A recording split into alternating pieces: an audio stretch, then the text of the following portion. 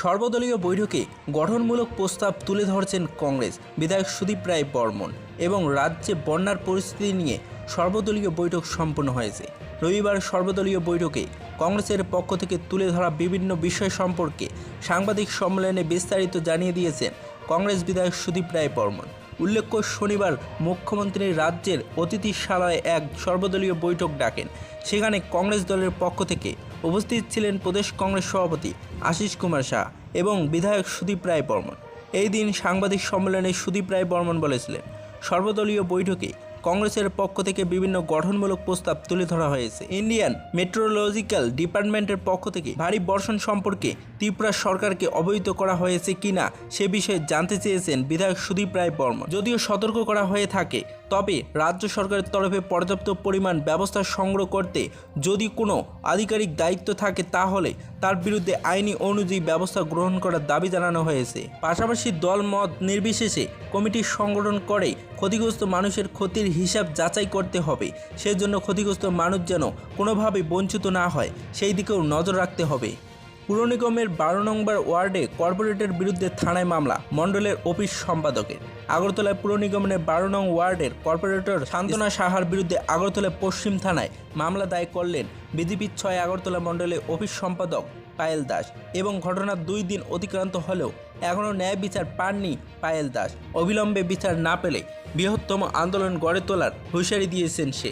এবং উল্লেখযোগ্য, গত শুক্রবার ত্রাণ শিবিরের শান্তনা সাহা এবং পায়েল দাস এর মধ্যে ঝামেলা বাঁধে। অভিযোগ, শান্তনা সাহা শারীরিকভাবে পায়েল দাসকে নিগৃহীত করে এবং সেখানে থাকা অন্যান্যদের উপর এবং আক্রমণ চালান কর্পোরেটর শান্তনা সাহা। কিন্তু এখনও পর্যন্ত এই ঘটনার কোনো ধরনের বিচার পাননি পায়েল। এই অভিযোগ এনে থামলা দায়ে মামলা করেছেন সে এবং পাশাপাশি পায়েল দাস হুমকি দেয় ওয়ার্ড অফিসে থাকা সিসিটিভি ক্যামেরা যাচাই করে দেখা হোক, ওয়ার্ড অফিসে যান না কর্পোরেটর, এমনই অভিযোগ পায়েলের। দক্ষিণ জেলায় ভূমিধসে মৃত 7 জনের পরিবারের সঙ্গে দেখা করলেন বিরোধী দলের নেতা। প্রবল বর্ষায় ভূমিধসে মৃত্যু হয়েছে 7 জনের। হৃদয় বিদারক এই ঘটনাটি ঘটেছে শান্তির বাজার অশ্বিনী ত্রিপুরা পাড়ায়। রবিবার সেখানে গেলেন বিরোধী দলের নেতা জিতেন্দ্র চৌধুরী। উল্লেখ্য, প্রবল বর্ষণে জলমগ্ন হয়ে পড়ে ত্রিপুরার বিভিন্ন এলাকা। দক্ষিণ জেলায় বন্যার কবলে বিভিন্ন এলাকায় ব্যাপকভাবে ক্ষয়ক্ষতি হয়েছে। তখনই প্রবল বৃষ্টির জেরে ভূমিধসের ফলে ঘরের ভিতরে মৃত্যু হয়েছে 7 জনের এবং রবিবার সেখানেই পুরো ঘটনার খোঁজখবর নিয়েছেন জিতেন্দ্র চৌধুরী। পাশাপাশি স্থানীয়দের কাছ থেকে তাদের পরিজনদের বর্তমান পরিস্থিতি সম্পর্কে অবগত হয়েছেন এবং পাশাপাশি ওই এলাকার বন্যার পীড়িত মানুষদের খোঁজখবর নিয়েছেন তিনি এবং শরণার্থী শিবিরগুলো ঘুরে দেখছেন। শিক্ষক ও চিকিৎসক খুনের ঘটনায় রাজধানীতে প্রতিবাদ মিছিল। শিক্ষক এবং চিকিৎসক খুনের ঘটনায় রবিবার রাজধানী আগরতলায় এক প্রতিবাদ বিক্ষোভ মিছিল সংগঠিত হয়েছে।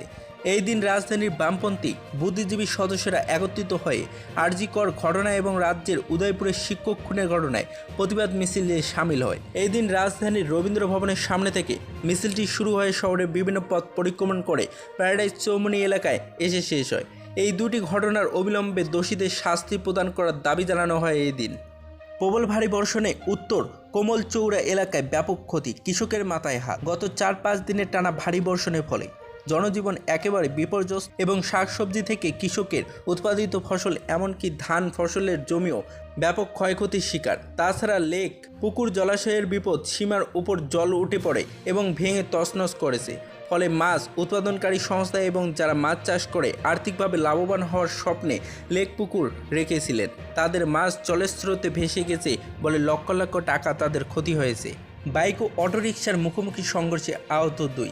বাইক ও অটোরিকশার মুখোমুখি সংঘর্ষে আহত 2। ঘটনা গোকুলনগর টিএসআর ক্যাম্প সংলগ্ন এলাকায়। গোকুলনগর রাস্তার মাথা থেকে মধুপুরের দিকে যাচ্ছিল একটি যাত্রীবাহী অটো। অন্যদিকে মধুপুরের দিক থেকে রাস্তার মাথার দিকে আসছিল একটি Glamour bike. Gokulnagar TSR quarter সংলগ্ন এলাকায় আসতেই অটো এবং বাইকের মুখোমুখি সংঘর্ষ হয়। অটো এবং বাইক চালক 2 জনে গুরুতর আহত হয়।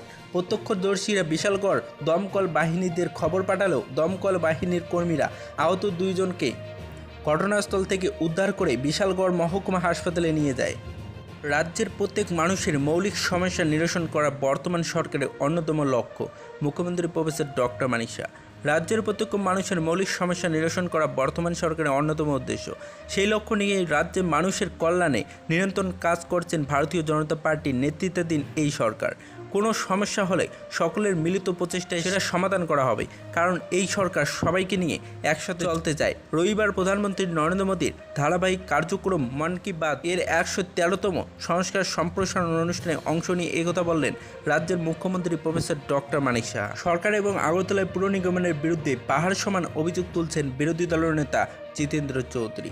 বন্যা কবলিত মধ্য বনমালীপুর এলাকার মানুষের কাছে পাহাড় সমান অভিযোগ। সরকার এবং আগরতলা পুর নিগমের কর্তৃপক্ষ কোনো সহযোগিতাই করেননি অসহায় মানুষকে। রবিবার সকালে মধ্য বনমালীপুর এলাকার পরিদর্শনে গিয়ে এমনটাই অভিযোগ করলেন রাজ্যের বিরোধী দলের নেতা জিতেন্দ্র চৌধুরী। তিনি দাবি করলেন, মধ্য বনমালীপুর এলাকায় ঘুরে তিনি জানতে পেরেছেন যে গত কয়েকদিনে বন্যা পরিস্থিতিতে তাদের পাশে দাঁড়াননি সরকার এবং আগরতলার পুর নিগম কর্তৃপক্ষ। বাজারে দ্রব্যমূল্য নিয়ন্ত্রণের বাইরে রবিবার সকালে বটতলা বাজারে অভিযান চালান প্রশাসন এবং বাজারে দ্রব্যমূল্য আকাশ ছোঁয়া। বন্যা পরিস্থিতি নিয়ন্ত্রণে আসার আগেই অসাধু ব্যবসায়ীরা গত 2 দিন ধরে বাজারে দ্রব্যমূল্য নিয়ন্ত্রণের বাইরে নিয়ে গেছে অস্বাভাবিকভাবে বৃদ্ধি করছেন নিত্য প্রয়োজনীয় সামগ্রিক মূল্য, বিশেষ করে কাঁচামাল, মাছ, মাংস, ফল সবকিছুরই বাজারে অগ্নিমূল্য। এই লাগাম টানতে পুরোপুরিভাবে ব্যর্থ সদর মহকুমা প্রশাসন। মন্ত্রীর নির্দেশে লোক দেখানোর বাজার অভিযান চালালেও রাজ্যের বাজারের পুরোদমে নিয়ন্ত্রণহীন, এবং কারণ বাজারে বিভিন্ন সবজির মূল্য প্রতি কিলো 60 টাকা থেকে শুরু করে 300 টাকা কিলো পর্যন্ত। রাজ্যসভার উপনির্বাচন 2টি মনোনয়নপত্র বৈধ এবং ত্রিপুরা রাজ্যসভার উপনির্বাচনে প্রতিদ্বন্দ্বিতা করার জন্য মনোনয়নপত্র জমা দিয়েছেন রাজীব ভট্টাচার্য এবং সুদন দাস। আজ তাদের মনোনয়নপত্র পরীক্ষার পর মনোনয়নপত্রগুলি বৈধ বলে বিচারিত হয়েছে এবং গৃহীত হয়েছে। রাজ্যসভার উপনির্বাচনে রিটার্নিং অফিসার এস মক আজ এই সংবাদ জানিয়ে দিয়েছেন।